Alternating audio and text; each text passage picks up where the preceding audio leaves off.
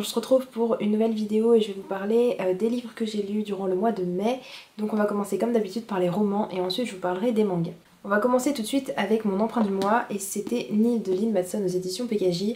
C'est le premier tome d'une trilogie mais ce livre peut se lire comme un one shot en fait. On rencontre Charlie qui est une jeune fille qui va se réveiller sur une île déserte.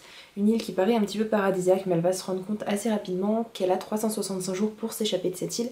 Sinon elle meurt tout simplement. Pour s'échapper il suffit de prendre des portes. Enfin il suffit, c'est assez difficile à faire puisque les portes apparaissent à midi et à n'importe quel endroit de l'île. Donc il faut vraiment courir pour l'attraper et sinon comme j'avais dit tout à l'heure, on meurt si on a passé nos 365 jours sur cette île. Charlie donc va rencontrer toute une flopée de personnages sur l'île qui sont dans le même cas qu'elle. Le truc c'est que quand je vous raconte ça, vous avez l'impression que c'est une grande aventure, qui vont se lancer aux quatre coins du truc pour aller chercher une porte. Finalement, l'histoire se concentre principalement sur l'histoire d'amour entre Charlie et Tad, qui est le gars de ses rêves, et elle c'est la fille de ses rêves.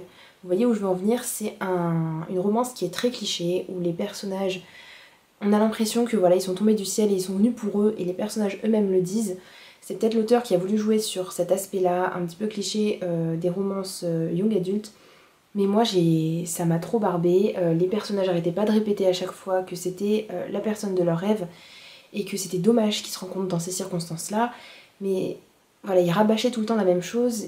Et c'était surtout concentré sur cet aspect-là, l'aspect romantique, plutôt que sur l'aspect vraiment aventure, l'aspect survie. Et du coup j'étais un petit peu déçue de ce roman, je dois vous l'avouer. Par contre je lirai bien la suite parce que comme là ça se termine, je me dis pourquoi l'auteur a voulu faire 2 autres tomes, sachant que l'histoire aurait très bien pu se terminer là, donc j'ai envie de voir ce que ça peut donner pour la suite. Et je lui ai mis 7 sur 10. Ensuite, j'ai aussi lu Essie de Rebecca Donovan aux éditions Pocket Jeunesse. C'est l'auteur de Ma raison de vivre. Dont j'ai lu que les 2 premiers tomes et je lirai le 3e très prochainement dès que je me l'achèterai tout simplement. Ce livre aussi par contre c'est un one shot. On suit Cal qui est un jeune homme qui vient d'entrer à l'université. Il va rencontrer une fille qui ressemble comme 2 gouttes d'eau à son amie d'enfance Nicole, sauf que cette jeune fille se fait appeler Niel et il va essayer de chercher à comprendre est-ce que cette fille est vraiment Nicole ou est-ce que c'est vraiment son sosie. C'est un petit peu donc une histoire mystérieuse avec une romance quand même très très présente puisque c'est vraiment le centre en fait de l'histoire. C'est une romance contemporaine un petit peu sur fond de mystère plutôt qu'un mystère avec un petit peu de romance, si vous voyez ce que je veux dire. Niel c'est une fille qui se fout des codes de la société, elle va vraiment faire tout ce qu'elle veut, elle a une liste de choses à accomplir d'ailleurs, toutes plus folles les unes que les autres, et Cal va la suivre un peu contre son gré mais sans vraiment lui dire non. Ça m'a fait un petit peu penser au couple qu'il y a dans Qui es-tu Alaska de John Green, vous voyez, avec un garçon un petit peu banal et une fille qui va venir, qui se fout des codes de la société, qui fait un petit peu des choses interdites et qui va l'embarquer avec elle. Sauf qu'au contraire du roman de John Green, dans celui-ci, on n'a pas cette notion de danger, cette notion d'interdit. Ce qui m'a un petit peu gênée, c'est que tout au long du roman, on suit nos 2 personnages et on n'en apprend pas vraiment sur Niel. C'est vraiment un personnage très mystérieux. Elle disparaît quand elle veut disparaître et elle apparaît quand elle veut apparaître, donc Cal il va un petit peu toujours essayer de la chercher, toujours trouver où elle est, essayer de discuter avec elle, et là elle va vraiment tourner autour du pot, essayer de pas répondre à ses questions. Et du coup ça m'a un petit peu frustrée parce que je savais pas vraiment qui était cette personne-là, qui était ce personnage-là. Et j'avais envie d'avoir des réponses et finalement l'auteur nous en donnait pas et c'est ce qui m'a un petit peu dérangée. Même si j'ai découvert la révélation finale, j'ai quand même été touchée parce que j'ai vu la réaction des personnages. Et je pense que c'était ça qui était le plus important, c'était pas forcément que nous en tant que lecteurs on découvre la fin, mais de voir les personnages, comment ils découvrent ça, ce que ça leur fait et tout ça. Je trouve que ça m'a vraiment touchée, ça m'a vraiment émue. Et du coup ça m'a pas gâché la fin pour autant, même si je l'avais découverte avant. C'est une lecture d'amour, d'amitié, un petit peu de famille, et qui nous montre surtout que le bonheur c'est dans les petites choses du quotidien et qui nous donne envie de vivre tout simplement. Donc j'ai bien apprécié ma lecture et je lui ai mis 8 sur 10. J'ai ensuite lu Sweet de Emily Aybourn aux éditions Hachette. C'est un livre que je voulais beaucoup lire parce que j'avais lu la trilogie Seul au monde de cet auteur. Et celui-ci c'est un tome unique. On suit Lorraine et Tom, 2 personnages qui sont complètement opposés. D'un côté on a Lorraine, une jeune fille qui va embarquer à bord d'un bateau pour une croisière de 7 jours. Et elle va pouvoir tester en avant-première le Solu, un petit sachet avec de la poudre dedans. de la poudre miracle qui va lui permettre de perdre ses kilos en trop. Et elle va aussi rencontrer Tom, un garçon qui était acteur dans sa vie, dans sa jeunesse. Il a perdu en notoriété et il est maintenant relégué en tant que journaliste à bord du bateau pour interviewer un peu les gens et voir leur réaction face au Solu. Comme dans les romans de cet auteur, je ne m'ennuie jamais, le temps passe super vite et j'ai toujours envie de savoir la suite. Comme on a deux personnages qui viennent de mondes différents, on voit un petit peu deux histoires différentes. Tom de son côté il va côtoyer les célébrités, on va apprendre à découvrir certaines personnes qui vont être sur ce bateau, qui vont être un petit peu pas vraiment importantes pour la suite du livre. Et Lorraine de son côté elle va un petit peu passer dans le bateau, un petit peu voir ce qui se passe, tout ça et découvrir des choses par-ci par-là. Donc voilà, on s'ennuie pas, il se passe vraiment beaucoup de choses. Et le livre se déroule sur 7 jours, ce qui est assez court, mais du coup c'est un concentré de choses et ce qui m'a le plus plu en fait c'est de voir, comme vous vous en doutez, le Solu c'est pas vraiment un remède miracle, finalement il va se passer quelque chose. Lorraine et Tom vont assister à la dégringolade de cette magnifique croisière. Au début on voit que tout le monde est content, tout le monde fait la fête et au fur et à mesure ça va se dégrader. Et finalement, jusqu'à ce qu'on soit vraiment dans un bain de sang, c'est vraiment horrible et l'auteur ne nous gâche pas les détails joyeux. Les personnages aussi sont super intéressants, ils sont pas vraiment clichés puisque Tom, même si c'est un garçon qui était célèbre, enfin, il est toujours célèbre mais bon voilà, on se moque plutôt de lui plutôt que de lui dire qu'il fait du bon travail. Et du coup, Tom lui c'est plutôt un garçon finalement qui a pas la grosse tête comme la majorité des célébrités. Et puis de l'autre côté on a Lorraine, bien qu'elle soit un petit peu ronde, elle assume comment elle est et finalement elle avait pas vraiment envie d'aller sur cette croisière. Le seul point négatif que je peux trouver à cette histoire, puisque vous savez j'aime bien trouver les petits points qui me gênent, c'est le méchant. J'ai l'impression que la révélation de la motivation du méchant c'était pas une super motivation quoi et j'étais un petit peu déçue par ça. Dans ce livre du coup on pointe du doigt les millionnaires, les célébrités qui regardent les gens de haut et qui font tout grâce à leur pouvoir pour atteindre leur objectif. On pointe aussi du doigt les problèmes d'obésité bien sûr et aussi le fait qu'on doive accepter son corps comme il est. Et voilà, je pense que c'est des points qui sont importants et qui sont bien exploités dans ce livre. J'ai passé un super moment et je lui ai mis 9 sur 10. Ensuite un livre qui m'a beaucoup moins captivée et beaucoup moins conquise, c'est Never Never la partie 3 de Colleen Hoover et Taryn Fisher que j'ai en version originale. J'étais pas embarquée, j'ai pas compris vraiment ce que je lisais, mais pas dans le sens je ne comprenais pas l'anglais, mais je comprenais pas ce qui s'y passait, comme quand vous lisez un livre en français par exemple, des fois vous comprenez pas ce qui se passe. Bah, du coup c'est pareil ici. Dans les autres tomes on nous disait que les parents de Silas et Charlie se détestaient, on nous disait qu'ils étaient obligés de se voir en cachette parce que leurs parents ne pouvaient pas supporter, parce que soi-disant le père de Silas avait fait quelque chose au père de Charlie. Et j'ai toujours pas compris ce que c'était que cette chose. En fait on suit les personnages sur 48 heures puisqu'ils perdent leur mémoire au bout de 48 heures et du coup ça passe très rapidement, on n'a pas le temps de voir grand chose. Du coup à la fin on a quand même le fin mot de cette histoire, on sait pourquoi ils perdent leur mémoire et comment ils vont faire pour essayer de la retrouver. Et j'ai trouvé que c'était super simpliste et j'ai l'impression que ça tombait de nulle part, c'est pas quelque chose qu'on aurait pu deviner parce que finalement on pouvait pas avoir d'indices. Et je vous la recommande pas. Si vous l'avez lu en français, dites-moi ce que vous en avez pensé. Peut-être que je suis passée à côté de quelque chose, mais au départ je voulais le lire parce que c'était Colleen Hoover et je pensais que ça allait être super et finalement je suis un petit peu déçue. Et je lui ai mis 5 sur 10. Je ne vais pas vous laisser avec cette lecture-ci, je vais vous présenter ma dernière lecture. Enfin ma dernière lecture. J'ai gardé le meilleur pour la fin. C'est Everything Everything de Nicolas Youn aux éditions Bayard. Déjà j'adore la couverture, je sais pas ce que vous en pensez, mais je la trouve super jolie.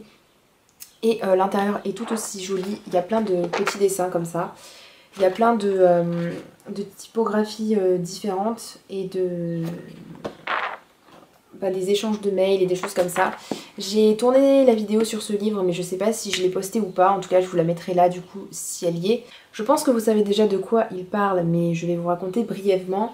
C'est l'histoire de Madeleine qui est une jeune fille, qui est une enfant bulle. Elle a une maladie dégénérescente. Je sais pas comment on dit, elle a une maladie qui fait qu'elle peut pas sortir de chez elle. Tout se passe pour le mieux jusqu'à ce qu'elle rencontre Oli qui est un jeune garçon qui va emménager juste à côté de chez elle. Enfin elle le trouve un petit peu bizarre finalement et c'est pour ça qu'elle va s'intéresser à lui. Finalement ils vont se parler, ils vont se rencontrer et puis elle va avoir envie de voir l'extérieur avec lui. On va la suivre dans toutes ses nouvelles expériences et on va voir à travers ses yeux ce que c'est vraiment le monde, comme elle le sent, comme elle le voit.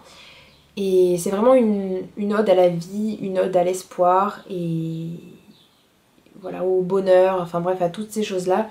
Et j'ai trouvé que c'était vraiment super intéressant et ça laisse un message vraiment très beau. Je trouve que l'histoire en elle-même est assez banale, c'est une romance simplement. Et si je vais vous raconter tout ce qui se passe, ça aurait pas grand intérêt parce que c'est l'écriture et sa poésie qui font que ça rend l'histoire tout de suite plus intéressante, plus belle et vraiment juste, j'ai trouvé. Et donc je lui ai mis 10 sur 10. Donc pour les romans c'est terminé, maintenant on va passer... Je vais vous parler déjà d'une BD et après je vous parlerai des mangas.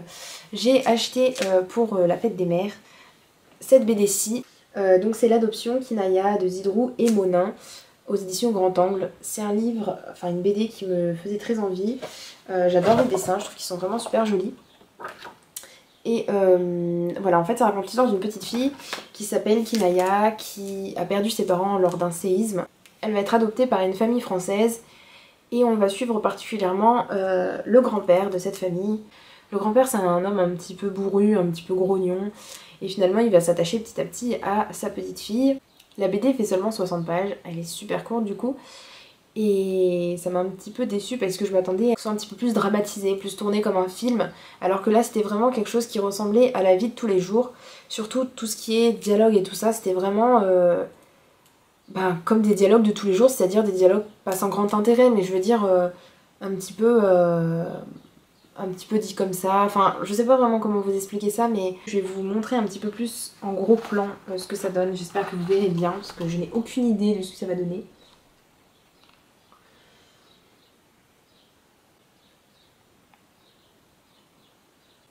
Le deuxième tome est sorti le 31 mai. Et je pense que je lirai la suite parce que voilà, vu que c'est qu'en 2 tomes. Et en même temps, la fin, je me pose un petit peu des questions. On va passer enfin au manga. Donc j'ai lu le 7ème tome de Ibichouchou et Edelweiss et Papillon de Sou Morishita aux éditions Panini Manga. Ce tome-ci, du coup, est un petit peu dans la veine de tous les autres, c'est-à-dire on suit toujours nos deux héros qui ont un petit peu de mal à montrer leurs sentiments et à se rapprocher. Finalement, ils se rapprochent un petit peu quand même, hein, mais le problème en fait que j'ai avec cette série, c'est que quand je la lis, je lis le manga comme ça d'une seule traite, enfin comme tous les mangas en fait, mais je suis pas dedans, ça m'intéresse pas plus que ça. Les personnages se parlent, mais en fait les dialogues sont creux, il se passe rien. Et voilà, je trouve que c'est un petit peu dommage parce que je comprends même pas comment c'est possible que deux personnes puissent sortir ensemble sans se dire rien du tout. Puis c'est toujours un peu les mêmes questions bébêtes dans les shoujo, c'est-à-dire oui, est-ce que je peux lui dire ça sans qu'il le prenne mal, ou est-ce que si je lui dis ça, il va pas trouver ça bizarre, nanana. Bref. Vous voyez ce que c'est en gros. Et voilà, je continue cette série parce que je veux voir un petit peu où ça nous mène quand même. Ensuite j'ai lu les tomes 9, 10 et 11 de Six Halves de Rikako Iketani aux éditions Delcourt Tonkam. C'est du coup la fin de cette série, je vous mettrai la vidéo review ici. J'ai beaucoup aimé cette série, ces 3 derniers tomes sont super intéressants, peut-être les plus intéressants de toute la série parce qu'on se concentre sur l'histoire de Shiori, on comprend plus sa personnalité, on en sait plus sur la situation compliquée qu'elle a avec sa famille et du coup c'était super intéressant à voir et voilà, je vous la conseille si vous voulez découvrir un petit peu autre chose. Et la fin m'a convaincue aussi, elle m'a plu même si ça aurait pu se terminer autrement. Mais voilà, je trouve que j'ai été plutôt conquise par cette série, donc je vous la conseille. Ensuite j'ai lu Short Love Stories de Yo Sakisaka aux éditions Kana. C'est un bon gros tome qui regroupe 6 one-shots de cet auteur. Je vous ferai pas de vidéo présentation parce que pour cette série là en fait c'est des tomes qui ont rien à voir et qui sont sur des auteurs différents. Là on suit du coup 6 petites histoires romantiques différentes qui sont super intéressantes, super mignonnes. Chacune avec une héroïne un petit peu différente, soit qui est super belle et qui attire tous les regards et du coup qui couche avec tout le monde, mais finalement c'est pas vraiment le genre de fille qu'elle est, soit une fille super timide, soit une fille un petit peu garçon manqué, enfin vous voyez un petit peu le style vraiment des héroïnes toutes différentes, des histoires vraiment différentes aussi, et super sympa à suivre, donc si vous aimez l'auteur en tout cas je pense que vous serez pas déçus. Ensuite j'ai aussi lu le tome 3 de Moving Forward de Nagamu Nanaji aux éditions Akata. Ce tome 3 m'a un petit peu déçue aussi. En fait j'hésite à arrêter cette série parce qu'il y a 2-3 séries que je continue à acheter et qui m'intéressent pas plus que ça, donc ça m'embête un petit peu, surtout que cette série dure quand même 11 tomes et qu'on en est qu'au début. Mais j'ai vraiment envie de voir où l'auteur va nous emmener parce que elle nous promet quand même qu'il y a une fille qui souffre et tout ça, et finalement c'est vrai que ça progresse vers quelque chose qui me plaît bien, mais là on est encore attaché à une histoire d'amour où on sent que ça va mal se finir. On a Ota qui est donc un étudiant en art, et Coco qui commence en fait à s'attacher à lui. On sait encore pas grand chose sur le gars avec le saxophone, celui qui fait de la musique qui vient d'arriver, mais on a un petit one shot à la fin, ça nous permet un petit peu de cerner le personnage, même si on ne le voit pas encore dans la série principale. Ensuite j'ai lu Wolf Girl and Black Prince de Ayuko Hata, le tome 13 aux éditions Kurokawa. Comme d'habitude c'est un tome qui est super drôle, enfin des fois c'est pas si drôle que ça, mais là c'était vraiment très drôle, mais qui me plaît pas non plus de fou. Je passe un bon moment, mais bon voilà, j'aimerais bien... J'ai hâte que ça se termine quand même. Ça c'est une des séries que j'aurais dû arrêter en fait depuis le début. Je suis désolée, il y a beaucoup de gens qui aiment cette série, mais enfin moi c'est pas mon style. Enfin, je trouve pas qu'il y ait de messages vraiment importants à faire passer dans cette série là. Sata va emmener Erika pour une sortie, un rendez-vous en amoureuse, sauf que ça va vraiment mal se passer. Chaque chose qu'ils vont essayer de faire, ça va être la catastrophe. Donc c'était sympa, mais bon, un petit peu comme d'habitude quoi. En fait j'ai voulu terminer aussi là par deux super lectures. C'est Ugly Princess, les tomes 5 et 6 de Natsume Aida aux éditions Akata. C'est du coup cette série, je l'adore vraiment, je trouve que ces deux tomes étaient super, je les ai enchaînés tout simplement.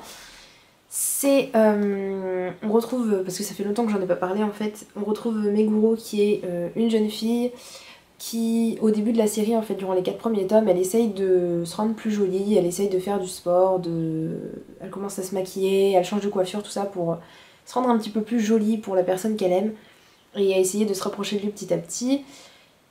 Et finalement, dans ces tomes 5 et 6, elle a atteint ce qu'elle voulait, et du coup maintenant elle part sur de nouvelles bases.